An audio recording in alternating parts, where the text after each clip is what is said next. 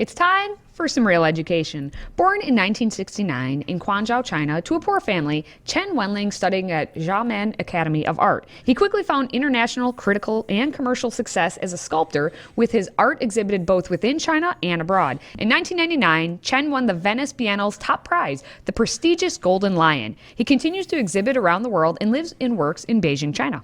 And there is a picture of Chen. You can see them there. And I wanted to talk about this, because it's a whimsy. It's a very whimsical work of art. Go first to the image of the art piece. So there you have a bull. And the bull, in case you go to another angle on that, Mike, so you can get a close art. So there's the back end of the bull.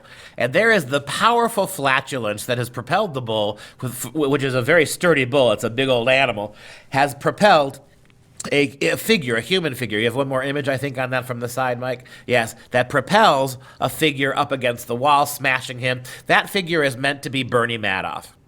And so what we have here is a commentary on capitalism. And whatever else it is, it's a commentary on capitalism. And one of the questions I like to bring up as we keep our eyes on these pictures is, where does art and politics cross that line?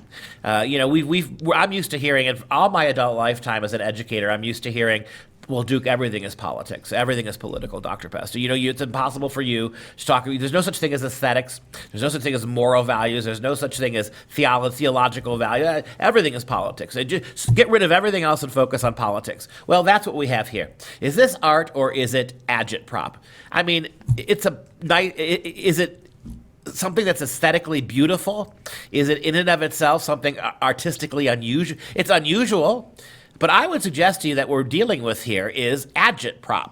There's nothing in the sculpture of poor Bernie Madoff pinned to the wall. There's nothing remarkable about the bull sculpture. There's nothing particularly marvelous about the cauliflower-like explosion of flatulence.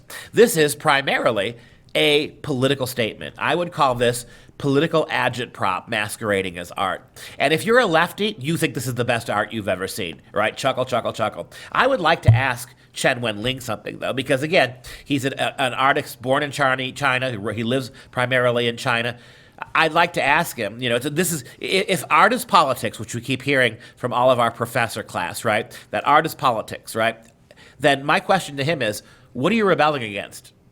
What is it? Because that's the purpose of politics, right? If art is politics, that politics has to be transgressive, like piss Christ. Remember that? Where from the artist Serrano, take a crucifix, dump it into a bottle of urine, and everybody oohs and ahs, and you get hundreds of thousands of dollars from the government for this garbage. Same thing as the picture. Remember the image of the Virgin Mary that had elephant feces smeared all over it? Same thing. See, that's transgressive. It's not like this picture, like this sculpture. It's not technically all that remarkable. It's not an example of great sculpture. It's just making the right political statement. And my suggestion to Chen Wenling is this: if your art doesn't challenge oppressive governments but supports it, is it really even politically worthy? Again, it's easy to take on Wall Street. That's part of what's going on here with the bull, right? The bull is runaway capitalism, but that's kind of a weird statement. If the bull represents capitalism, wouldn't you have Bernie Madoff actually perhaps doing something to the bull instead of vice versa? Wouldn't the bull ultimately pay the price of Bernie's incontinence as a financial advisor? No. And the real irony here is that in China, Chen Wenling is able to go after American capitalism, and no one in the Chinese Communist Party is bothered by that. What do you think would happen if Chen actually spoke truth to power to his communist overlords and did something very similar? I think you and I both know the answer to that. This is not art. It's not even very good agitprop, because you're attacking the safe ones, while the ones that you live under, the ones with the great big beam in their eye, you got nothing to say.